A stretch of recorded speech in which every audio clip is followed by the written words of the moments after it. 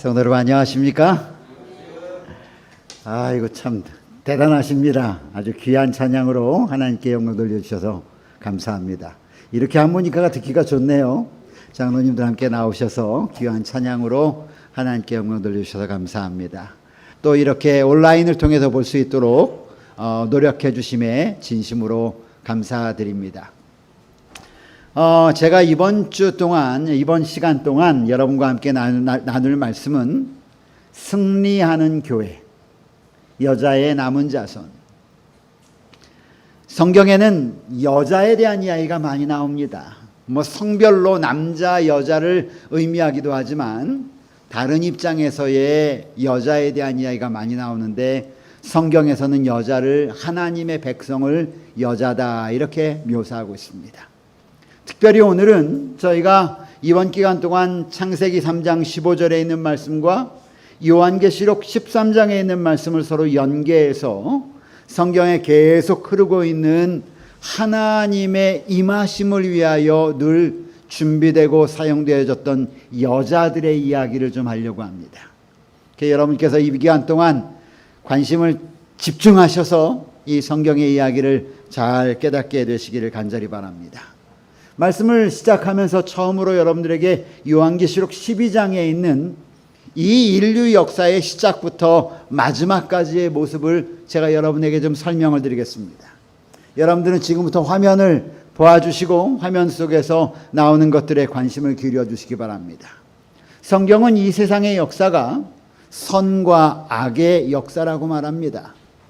이 세상의 삶이 선과 악의 두 축의 큰 싸움 가운데 놓여 있다고 성경은 우리에게 말합니다. 그 싸움에 있어서 가장 첫 번째 싸움은 이 땅에서 벌어진 싸움이 아니라 하늘에서 벌어진 싸움이라고 성경은 말하고 있습니다. 그것은 미가엘 곧 예수님과 하나님의 편과 사단 루스벨의 싸움이었죠. 성경은 그것을 갖다가 미가엘과 용, 마귀, 사단이라고 말합니다. 우린 요한계시록 12장, 13장을 통해서 특별히 이 하늘에서 있었던 미가엘과 용과의 싸움 가운데 하나님을 대적했던 루스벨, 용의 세력이 하나님의 세력에 의하여 지고 이 땅으로 쫓겨난 것을 압니다. 그래서 이 땅이 황무한 상태에서 그 하늘에 타락한 천사들이 땅으로 쫓겨났죠. 그 다음에 이 땅에는 무슨 일이 있었냐면 지구의 창조가 있었던 것입니다. 바로 여러분과 지금 제가 살고 있는 이 지구 창조가 있었던 것이죠. 그런데 여러분, 이 지구를 하나님께서 아름답게 창조하시고 그래서 여러분이 잘 아시는 것처럼 아담과 하와를 이 땅에 거하도록 하셨습니다. 그런데 이 아담과 하와를 이 하나님의 세력을 반대했던 루스벨 용의 세력이 그냥 놔두지 않겠죠. 그리고는 아담과 하와가 하나님을 의지하지 않고 하나님을 바라보지 않고 하나님과 반대 세력으로 가도록 유혹합니다. 그리고는 그 아담과 하와가 그 유혹에 못 이겨 결국 두 번째 단계 타락하게 되죠. 그래서 아담과 최초의 사람 아담과 하와가 타락함으로 인해서 이 세상은 죄의 세상으로 변해가는 것입니다. 그 영향 가운데 놓여가는 것이에요. 아담과 하와가 잘못된 길을 걸어가면서 이 세상은, 이 지구성은 하나님이 원하는 지구가 아닌 하나님이 원하지 않는 지구의 모습으로 완전히 바뀌어가기 시작한 것이죠. 오늘 여러분 이렇게 오랫동안 믿음 생활하면서 이런 코로나로 인해서 예배를 드리지 못한 상황이 오리라고 생각하신 적이 있으신가요? 없으실 거예요. 무슨 영향입니까? 하나님의 곁을 떠난 타락한 죄로 인하여 망가진 이 세상의 모습이죠. 여러분 얼마나 절망적입니까? 얼마나 미래가 보이지 않나요? 그런데 이때 하나님께서는 이 세상에 하나님의 백성을 위하여 특별한 약속을 해주시는데 그 약속이 여기 누구를 보내신다는 약속이에요? 후손을 보내신다는 약속이에요. 후손을 보내신다는 약속을 성경은 우리에게 말씀하고 계신 것이죠. 그래서 이 후손은 누구를 말하는가? 곧 예수님을 말합니다. 타락한 그리고 죄로 인하여 망가져간 그 인류를 구원하기 위하여 하나님이 한 사람을 보내시겠다는 것입니다. 곧 예수님이죠. 그 예수님을 통하여 우리를 구원하시려고 하는 계획을 세우겠다는 것입니다. 만약에 이 예수님을 보내겠다라고 하는 이 사실을 사단이 안다면 예수님이 오는 것을 좋아할까요? 좋아하지 않을까요? 대답들이 왜 없으세요? 좋아하겠어요? 좋아하지 않겠어요? 좋아하지 않겠죠. 그런데 성경은 이 예수를 여자를 통하여 탄생하도록 보내신다는 것이에요. 여자를 통하여 이 예수가 출생하도록 하시겠다는 것입니다. 여자를 통하여 이 예수가 이 땅에 인류의 구원자로 태어나도록 만들겠다는 것입니다. 그러면 여러분이 만약 사단이라면 남자 이 후손인 예수를 낳지 못하도록 누구를 없애버리면 될까요? 그렇죠. 여자를 없애버리면 되는 것이에요. 그래서 두 번째 싸움은 이 여자, 후손을 만들어내려고 하는 이 여자를 끊임없이 괴롭히는 사단의 이야기가 성경에 기록되어 있어요. 그럼에도 불구하고 예수님은 이 땅에 약속대로 태어나십니까? 태어나시죠. AD 31년에 그분은 태어나시고 난 다음에 십자가에 달려 돌아가셔서 인류를 위한 구원의 길을 만들어 놓으셨어요. 그리고 하늘로 승천하십니다. 여러분, 인류를 구원하기 위하여 자손, 후손을 보내주겠다고 하나님의 약속이 있었듯이 이 예수 그리스도를 믿고 구원을 경험할 하나님의 백성들을 다시 데리러 오기 위하여 예수님이 오시겠다는 거예요. 그러면 그것이 우리는 재림이라고 말하죠. 그러면 예수님이 이 땅에 재림하지 못하도록 하는 유일한 방법이 있어요. 사단이 이 땅에는 예수님의 재림이 하지 못하도록 하는 사단의 유일한 방법은 뭘까요? 자, 다시요. 아까 후손을 태어나지 못하게 하는 방법은 누구를 괴롭히면 돼요? 여자를 괴롭혀서 아이를 낳지 못하게 하면 되는 거예요. 그렇죠? 그러면 다시 그렇게 해서 예수님 오셨는데 예수님 믿고 구원받는 백성들이 이 땅에 가득하다면 예수님이 그 백성들을 데리러 올 텐데, 그럼 예수님이 오지 못하게 하는 방법은 뭐냐면 이 땅에 누가 없도록 하면 되는 거예요. 예수님 믿는 백성들을 있으면 돼요, 없으면 돼요? 그 예수님 믿는 백성을 누구라고 그래요? 여자라고 그러는 거예요. 무슨 말인지 알았어요? 그래서 이 여자들을 없애려고 하는 끊임없는 일들이 예수님의 십자가 다음부터 일어나기 시작해요. 그래서 세 번째 단계의 싸움은 어떤 싸움이냐면 교회와 이 교회를 없애려고 하는 세상과의 싸움이란 말이죠. 그래서 사단에 의하여 쓰임받는 세상이 끊임없이 누구를 없애려고 그러느냐? 교회를 없애려고 그래요. 이유가 뭐예요? 첫 번째 예수님이 오셨는데 두 번째 예수님이 다시 오지 못하도록 하기 위해서예요. 무슨 말씀인지 이해가 돼요? 예. 그래서 이 교회를 없애기 위하여 사단은 한 강력한 나라들을 사용하는데 그게 뭐냐면 세상에는 여러 나라 중에 로마 제국이라는 나라예요. 얼마나 많은 그리스도인들을 죽이는지 몰라요. 이제 우리가 그런 역사들을 공부할 거예요. 그리고 이 로마 제국이 그렇게 애를 쓰는데도 불구하고 교회가 안 없어지니까 이제는 교회를 타락시키려고 그래요. 그래서 어느 교회를 만드느냐? 하나님의 참교회가 있는 반면에 거짓 교회를 만드는데 그 거짓 교회가 어떤 교회냐? 로마 교회라고 하는 교회를 만들어서 하나님의 백성들을 물타기를 해버리려고 그래요. 그런데 하나님은 승리하세요? 하나님은 승리하세요? 아멘. 하나님은 승리하세요. 예수 그리스도를 끝까지 보호하셨다가 태어나게 하셨던 것처럼 예수 그리스도께서 이 땅에 다시 오실 명분, 곧 하나님의 백성을 준비시키는 일에 하나님은 틀림이 없으시단 말이에요. 아멘이에요? 아멘. 그래서 이 타락한 세상과 타락한 교회를 하나님은 끝장을 내셨어요. 그게 1798년에 있었던 교황이 죽음으로 말미암아, 몰락함으로 말미암아 완전히 끝나는 것 같아요. 그리고 새로운 신앙부흥의 운동이 일어납니다. 그리고 마지막 네 번째 단계가 시작하는데, 성경은 그 네 번째 단계를 바로 이렇게 설명하고 있어요. 남은 자손과, 그리고 이 교황권과 미국이 합세한 사단에 의하여 쓰임받는 세력과의 큰 싸움이 될 거라고. 자, 여러분 여기 그림을 보십시오. 사단은 끊임없이 예수님을 이 땅에 첫 번째는 못 태어나게 해. 그러기 위해서 여자들을 막 끊임없이 괴롭히는 거예요. 하나님의 백성들을 괴롭히는 거예요. 왜? 그 하나님의 백성들을 통하여 여자의 후손이 날 것이니까. 그런데 그 예수님이 결국은 오셨어요. 사단이 실패했단 말이에요. 요한계시록 12장에는 이 싸움에 대하여 아주 재밌고 자세하게 묘사하고 있어요. 그래서 예수님이 하늘로 올라가시면서 무슨 얘기냐면, 내가 다시 올 거야. 내가 다시 와서 너희를 데려가서 나 있는 곳에 너희도 있게 할 거야. 사단이 한 번 졌으니까 두 번은 어떻게 하려고 그래요? 지지 않으려고 그래요.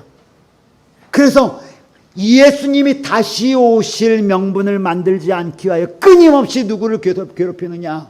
여자를 괴롭히는 여자. 여자만 없애면, 여자만 없어지면 예수님 다시 오실 이유가 없다는 거죠.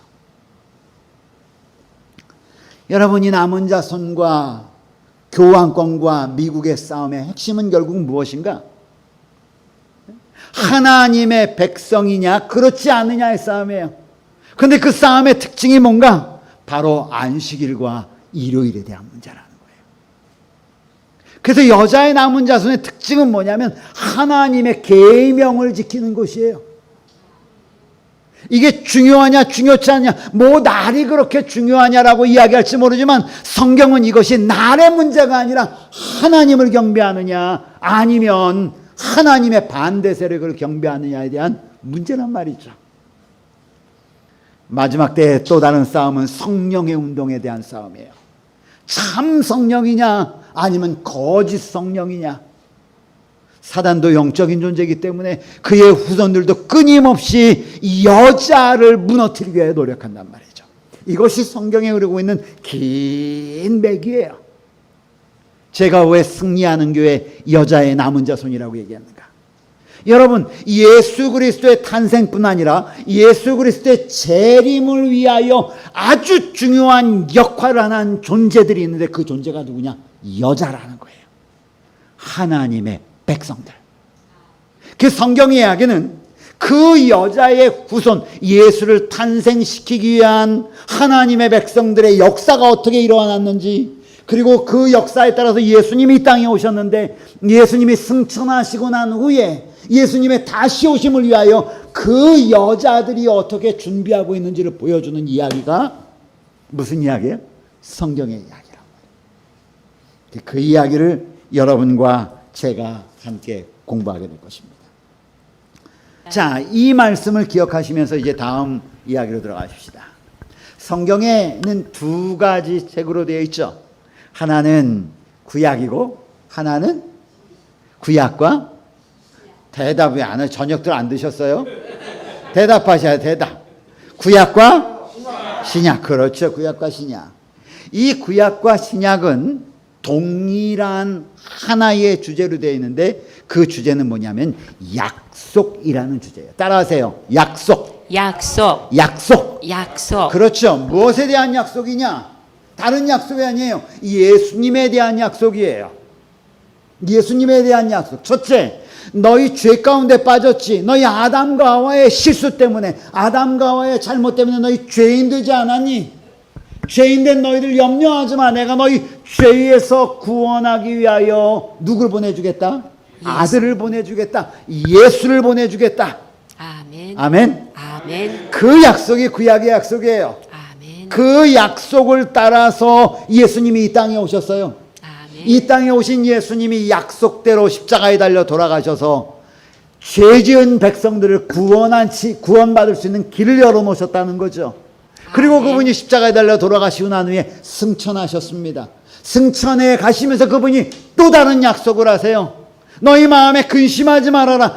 염려하지 말아라. 내가 다시 와서 너희를 내게로 영접하여 나 있는 곳에 너희도 있게 할 거야. 아멘. 이것이 또 다른 약속, 이것이 곧 신약이에요. 그래서 성경은 이 두 가지 약속, 누구에 대한 약속이냐? 예수님에 대한 약속이다. 예수님의 이 약속을 지켜주기 위하여 쓰임받는 존재들이 있었다. 그 존재가 누구냐? 성경은 여자라고 이야기하고 있다. 자, 또 다른 측면으로 갑니다. 신약과 구약의 초점이에요. 구약은 어린 예수를 보내주겠다는 거예요. 여기 그림 잘 보셔요.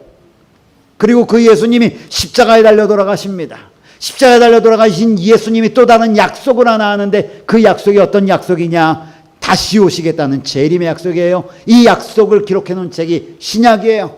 그래서 신약엔 내가 다시 오리라, 내가 다시 오리라, 내가 다시 오리라는 약속이 3000번 이상 기록되어 있단 말이에요. 아멘. 아멘이에요? 아멘. 그리고 이 예수님이 오셔서 그 후에는 하나님의 백성과 여자와 하나님의 백성과 내가 너희들과 함께 영원히 살겠다는 거예요. 구약의 약속은 초림에 대한 약속입니다. 초림은 죄에서 너희를 구원하겠다는 약속이에요. 신약의 약속은 재림의 약속이에요. 재림의 약속은 너희를 이제 죄에서 구원받은 너희들, 내가 죄악 세상에 놓지 않고 너희를 죄악이 없는 그 세상으로 데려가겠다는 약속이에요. 아멘. 얼마나 감사합니까? 아멘. 이게 성경의 이야기예요. 그래서 요한복음 5장 39절 이렇게 기록하고 있어요. 여러분 보이십니까? 함께 읽어볼까요? 너희가 시작. 너희가 성경에서 영생을 얻는 줄 생각하고 성경을 상고하거니와 이 성경이 곧 내게 대하여 증거하는 것이로다. 성경이 누구에 대하여 증거한다고요? 예수님에 대하여 증거한다고요. 자, 또 다른 측면에서 성경의 모습이에요. 성경은 창세기 1장과 2장에는 이 세상 창조에 대한 이야기를 나옵니다. 성경 맨 앞에 창조에 대한 이야기가 나오고 그 다음에 성경의 맨 뒤에 창세기 21장, 22장 맨 뒤에는 여러분 창조했던 이 세상이 죄로 망가졌어요? 안 망가졌어요? 망가졌어요. 그 망가진 세상을 요한계시록 21장, 22장에서는 다시 만들겠다, 재창조하겠다는 얘기예요. 망가진 세상 처음 창조했지? 망가졌잖아? 이 망가진 세상 내가 다시 만들어줄 거야. 아멘이에요? 얼마나 감사해요. 이렇게 아름답게 창조한 세상인데 창세기 3장에 가서는 뭐가 시작하면 죄가 시작되는 이야기가 나와요. 죄가 시작돼서 창조가 되고 죄가 시작됐다면 새롭게 재창조되려면 죄가 끝나야 돼, 안 끝나야 돼요? 끝나야 돼. 그래서 요한계시록 20장에는 죄가 어떻게 끝나는지를 기록해 놓았어요. 참 성경이 이렇게 조직적이에요. 네? 그리고 난 다음에 그러면 창세기 4장부터 창세기 이 요한계시록 19장까지 이 이야기는 무슨 이야기냐? 예수님에 대한 이야기예요. 십자가에 대한 이야기, 그리고 선악간의 싸움에서의 이야기. 이 이야기, 이 약속의 가장 첫머리의 첫 번째 약속은 초림에 대한 약속이고, 두 번째 마지막에 또 다른 약속은 뭐에 대한 약속이에요? 재림에 대한 약속이란 말이에요. 우리가 왜 재림교회라고 그래요? 네? 우리가 왜 재림교회라고 그래요? 우리는 예수 그리스도의 두 번째 약속, 예수님의 재림의 약속을 간직하고 그 약속을 바라보면서 나아가는 백성들이기 때문에 재림교인이라고 그러는 거예요. 재림교인이 예수님의 재림을 바라보지 않으면 재림교인이에요? 아니에요? 아니에요. 우리는 예수 그리스도의 재림을 기다리는 하나님의 백성들임을 여러분 기억하게 되시길 간절히 바랍니다. 이제 지금까지 했던 내용을 머리에 담아 두시고 이제는 성경 처음부터 제가 다시 돌아갈 거예요. 아주 오래전에, 아주 옛날 옛적에, 우리가 존재하기도 아주 오래전에 하나님이 이 지구를 창조하십니다. 그런데 이 지구를 창조하는 모든 권한, 천사들까지 만들어내는 모든 권한을 누구에게 맡기시냐면 예수님께 맡기셔요. 부조화 선지자 36쪽은 이렇게 얘기하고 있어요. 회집된 하늘의 거민들 앞에서 우주의 왕은 하나님의 독생자이신 그리스도밖에는 아무도 당신의 계획에 완전히 참여할 수 없으며 그분에게 당신의 뜻의 위대한 도모들을 수행하도록 위임하셨다고 선언하셨다. 하나님의 아들은 하늘의 모든 천사들을 창조하시는 가운데 하나님의 뜻을 이루셨다. 그리스도께서는 어디와 지구와 무엇을 그 거민들을 창조하는 일에 있어서도 신적 능력을 발휘하실 것이었다. 그래서 여호와 하나님께서 예수님을 통하여 이 지구를 창조하도록 하는 일을 하셨단 말이에요. 그런데 이 모습을 가만히 바라보고 있던 한 존재가 있었어요. 그 존재가 누구예요? 루스벨이에요. 천사장 루스벨. 그런데 이 루스벨이 가만히 생각해 보니까 희한하다. 왜 저거를 예수님에게만 맡길까? 나에게 맡겨도 될 텐데. 그래서 성경은 이사야 14장 13절 14절 내가 내 마음에 이르기를 내가 하늘에 올라 하나님의 뭇별 위에 나의 보좌를 높이리라. 내가 북극 지폐 산에 위에 좌정하리라. 가장 높은 구름에 올라 지극히 높은 자와 비기리라. 부조화 선지자 37쪽에는 이런 루스벨의 마음을 이렇게 기록해 놓았습니다. 맨 밑에 왜 그리스도가 최상권을 가져야 하는가? 왜 그는 루스벨보다 더 영광을 받아야 하는가? 그의 마음 가운데 하나님을 시기하고 하나님에게 대하여 대항하는 마음이 일어나기 시작했습니다. 이것이 아까 1단계 싸움에 대한 이야기예요. 이 모습을 요한계시록 12장 7절로 9절에는 이렇게 묘사하고 있어요. 하늘에 전쟁이 있으니 미가엘과 그의 사자들이 용으로 더불어 싸울세. 미가엘은 여기 예수님을 말하고 하나님의 군대를 말하는 거예요. 용은 사단이에요. 함께 싸울세. 이기지 못하여 다시 하늘에서 저희 있을 곳을 얻지 못한지라. 큰 용이 내어 쫓기니 곧 이에 뱀, 곧 마귀라고도 하고 사단이라고도 하는 온 천하를 꿰는 자라. 어디로 내어 쫓겼다고요? 땅으로 내어 쫓겼다. 그리고 그의 사자들, 곧 용, 사단을 따르는 무리들, 천사들도 함께 이 땅으로 쫓겨내려왔다. 얼마나 많은 천사들이 쫓겨내려왔는가?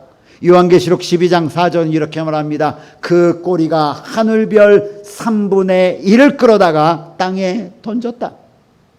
이것이 아까 제가 보여드렸던 1단계의 그림이에요. 하늘에서 시작된 이 싸움에서 사단이 이 땅으로 쫓겨났습니다. 쫓겨날 때 기분 좋게 쫓겨났을까요? 이를 바득바득 갈면서 쫓겨났을까요? 예? 또 대답도 안 하네. 씩 웃으면서 쫓겨났겠어요? 이를 바득바득 갈면서 쫓겨났겠어요? 그렇겠죠. 바득바득 갈면서 쫓겨났겠죠. 그러면서 이 땅으로 쫓겨나면서 두고 보자 내가 가만히 있나. 그런데 그곳에 하나님이 이 지구를 만드시기 시작하신 거예요. 그러니 하나님이 만드는 그 아름다운 세상이 자기의 수중 안에 들어왔으니 이 사단이 무슨 마음을 가졌을까? 가만 놔두고 싶었을까요? 박살을 내고 싶었을까요? 박살을 내고 싶었죠. 하나님께서 천지를 창조하십니다. 창세기 1장부터 있는 이 내용이 나와 있어요. 첫째 날 빛을 만드시고, 둘째 날 하늘을 만드시고, 셋째 날 바다, 땅, 식물을 만들고, 넷째 날 해, 달, 별을 만드시고, 다섯째 날 물고기, 새, 여섯째 날 곤충, 동물, 사람을 만드시고, 일곱째 날 안식하셨다라고 말씀하십니다. 창세기 1장 26절에는 하나님께서 사람을 만드신 모습을 나와요. 하나님이 가라사대 우리의 형상을 따라 우리의 모양대로 우리가 사람을 만들자라고 말합니다. 그러므로 여러분, 사람의 모양과 형상은 누구를 따라 지음받았다고 그래요? 하나님을 따라 지음받았어요. 우리 용장로님, 풀 빌려고 하면은 풀을 빌려고 하면 뭘 가지고 가서 벼야 돼요? 낫. 그런데 어떤 사람이 풀을 빌려고 하는데 톱을 가지고 가서 빌려고 그러면 잘하는 거예요? 잘못하는 거예요? 잘못하는 거예요. 그렇죠? 우리는 하나님의 모양과 형상을 따라 지음을 받았기 때문에 누구를 따라 살아야 옳으냐? 하나님을 따라 사는 것이 옳은 일이에요. 그래야 인간에겐 진정한 기쁨이 있어요. 하나님을 떠나는 순간 인간은 재밌고 신나고 좋을 것 같지만 공허함이, 채워지지 않는 갈증이 그의 마음에 가득한 거예요.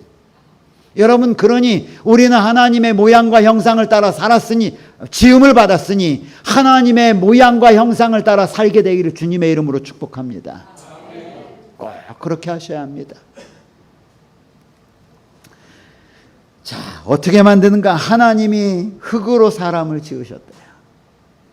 그리고 생기를, 기운을 그 코에 불어넣으시니까 사람이 살아있는 존재가 되었다. 여러분, 기억하셔야 돼요.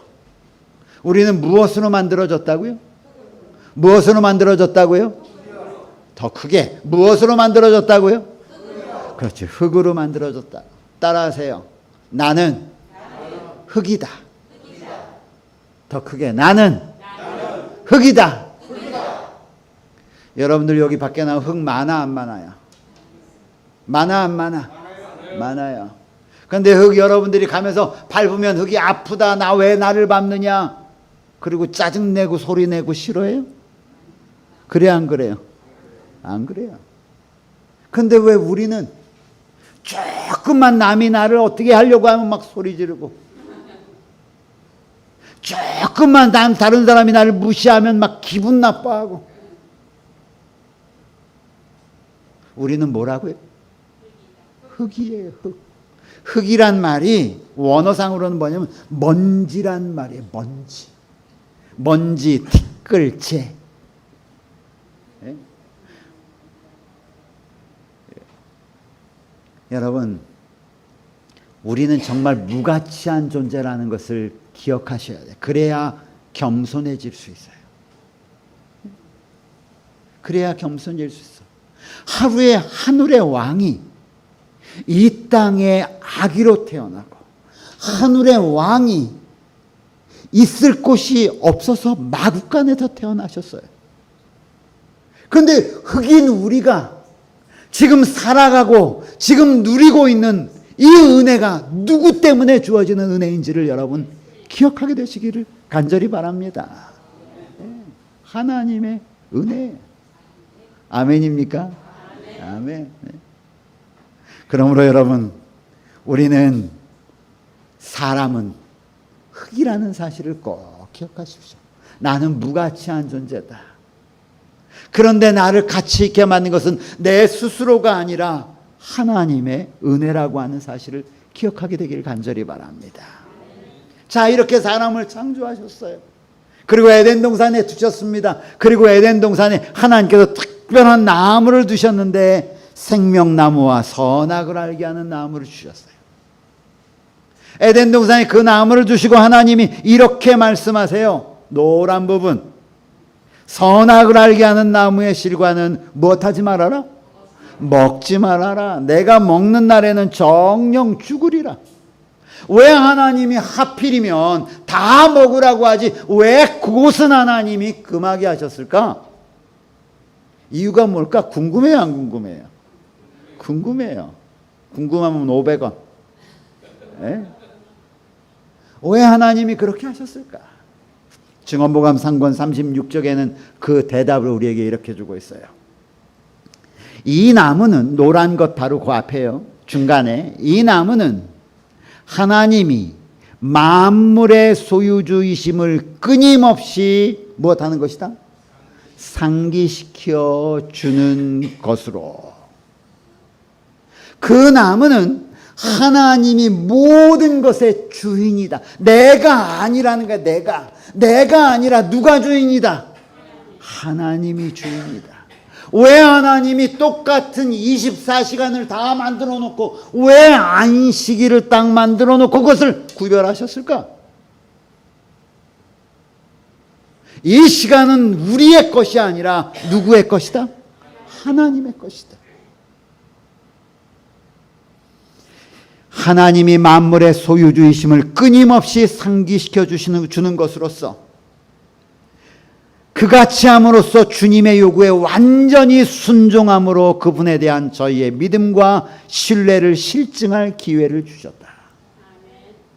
하나님의 백성이 돼야 하는지 말아야 되는지를 시험하는 시금석이 됐다는 거예요.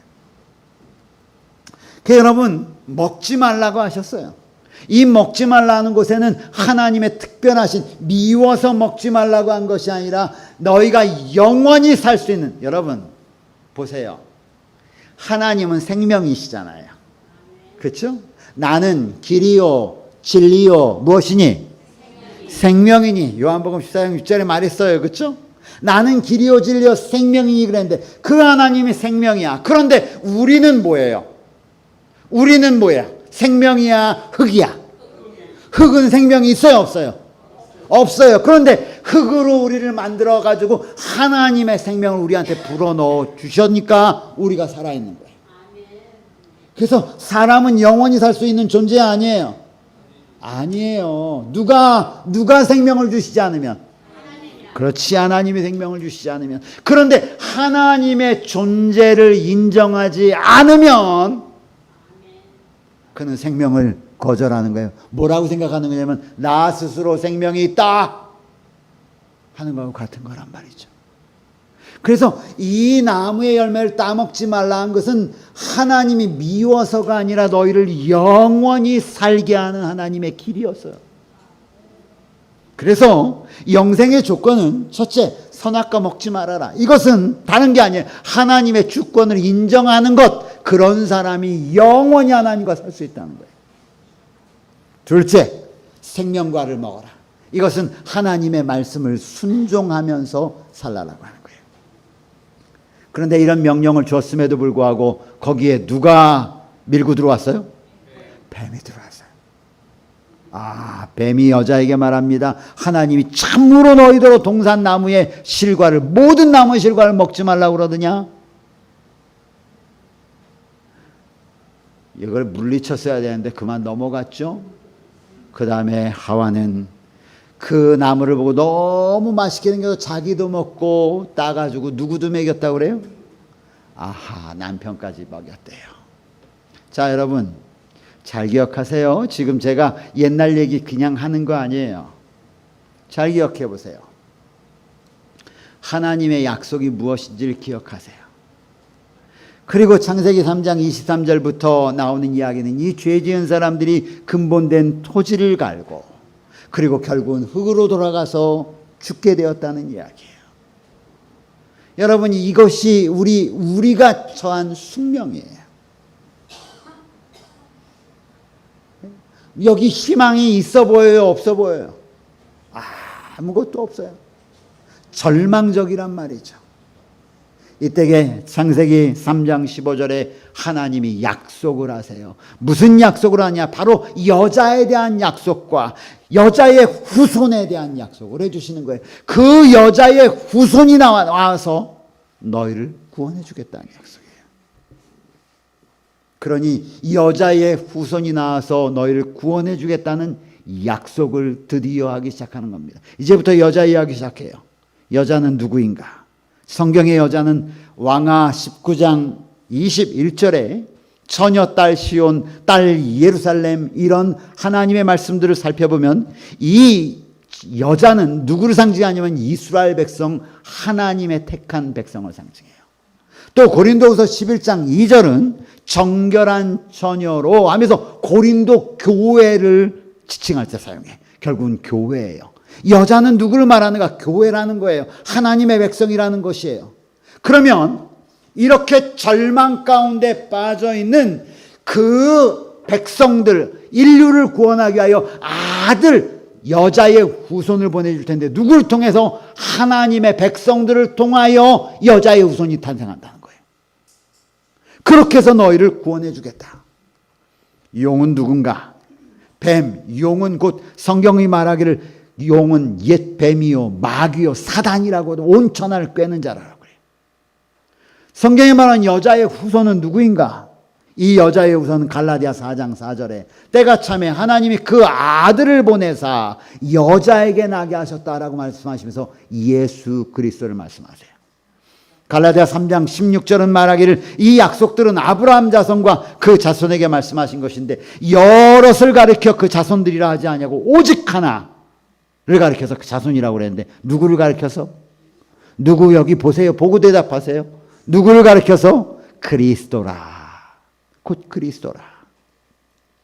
자, 여러분 잘 보세요. 여자의 후손, 용의 후손, 자손. 그럼 용의 자손은 누굴까? 용의 자손은 뱀은 어둠의 세력이에요. 빛이 아닌 어둠, 죄악에 물든 세력이란 말이에요. 그러니까 끊임없이, 잘 보세요, 아들이 태어나지 못하도록 괴롭히는 모든 세력은 다 용의 후손들이에요. 어둠의 세력은 본체를 드러나지 않아요. 그러므로 뱀은 이 땅의 대리자들을 이용해요. 사단이 직접 오는 게 아니라 이 땅의 대리자들을 이용한단 말이에요. 이 땅에서 여자의 후손을 공격하는 모든 세력 권세는 곧 뱀의 후손이라는 것이에요. 그래서 여기 성경 예언에 나오는 중요한 주인공들은 이렇게 구성되어 있어요. 첫째, 가장 중요한 주인공은 누구냐? 여자라는 거예요. 여자는 누구야 아까? 하나님의 백성, 교회. 둘째, 누구냐? 이 여자를 끊임없이 괴롭히는 존재들이 있다. 누구예요? 용이에요. 사단. 셋째, 이 여자와 용이 여자를 끊임없이 괴롭히는 이유가 있는데 그 괴롭히는 이유는 누구를 못 나오게 하려고? 그렇죠. 예수. 그렇죠? 아들 예수가 초림도 못하게 괴롭혔을 뿐 아니라 이제는 예수님이 또 다른 약속인데 뭐 하겠다는 약속? 재림하겠다는 약속도 못 지키게 하도록 누구를 끊임없이 괴롭혀요? 여자를 끊임없이 괴롭히는 거예요. 그런데 성경은 여자의 남은 자손들이 있다는 거예요. 아멘이에요? 궁금하죠? 그 존재들이 누군지 그것을 찾아 떠나는 성경의 여행이에요. 성경은 이렇게 선과 악의 대쟁투에 대해서 얘기해요. 그래서 성경에 나온 이야기는 다 이런 맥락 속에서요. 아담의 최초의 아들 누구와 누가 있어요? 가인과 아벨이 있어요. 그렇죠? 우리가 잘 아는 것처럼 가인과 아벨은 이 선악간의 두 싸움과 너무너무 똑같아요. 아담을 통해서 하와를 통해서 여인을 통하여 여자의 자손을 주겠다고 그래. 그러니까 그 대를 통해서 자손이 태어나야 돼. 그런데 이 카인은 하나님의 말씀을 따르지 않아요. 그리고는 땅의 소산을 가지고 하나님께 제사를 드려요. 그런데 아벨은 하나님이 말씀하신 대로 새끼 양을 가지고 하나님께 제사를. 이 말은 무슨 소리냐면 이 얘기예요. 하나님 여자를 통하여 여자의 남은 여자의 후손을 자손을 통하여 우리를 구원해 주었다는 그 약속 있죠. 그 약속 제가 믿습니다. 그 약속을 믿기 때문에 제가 어린 양, 그 약속을 의지하는 어린 양을 제가 드립니다. 이 얘기예요. 그러니까 하나님의 약속을 통째로 받아들인다는 표로 하나님께 드리는 제사가 뭐예요? 어린 양, 새끼 양의 제사예요. 그런데 카인은 그렇지 않단 말이에요. 선과 악이에요. 카인은 인간의 법을 따르고 아벨은 하나님의 법을 따라요. 그러면 여러분, 만약에 여러분이 사단이라면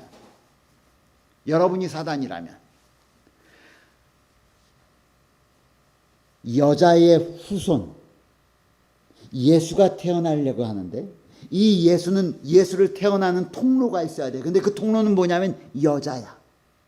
여기서 보니까 여자가 누구야? 아벨이에요. 아벨을 그냥 놔두고 싶어? 끊어버리고 싶어?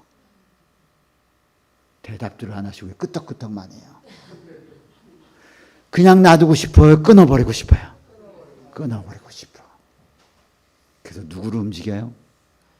용의 후손을 움직이는 거예요. 그리고 아벨을 죽여버렸어요.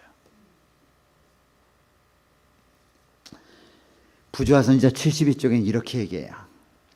노란 글씨 첫 번째, 두 번째 줄에 보시죠. 아벨은 구속의 대원칙의 의미를 파악하였다. 자기가 어떤 역할을 해야 되는지 알았어요. 자기가 하나님의 아들이 이 땅에 태어나는 통로가 되어야 되는지를 알고 있었단 말이에요.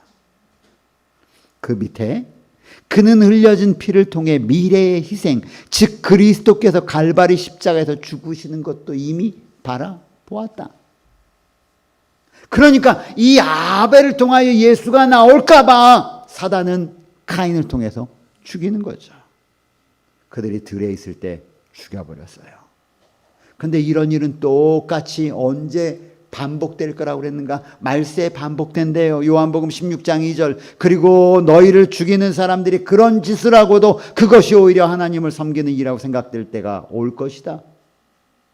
여러분, 하나님의 편에 있을 때 때때로 우리가 오해를 받고 하나님의 법 안에서 하나님의 뜻 안에서 살다 보면은 이 세상의 법과 충돌될 때가 있어요, 없어요? 있어요. 그때 여러분 주의 편에 굳게 서게 되시길 간절히 바랍니다. 이렇게 아벨을 죽임으로 인해서 예수님이 탄생할 통로가 끊어질 것처럼 보였어요.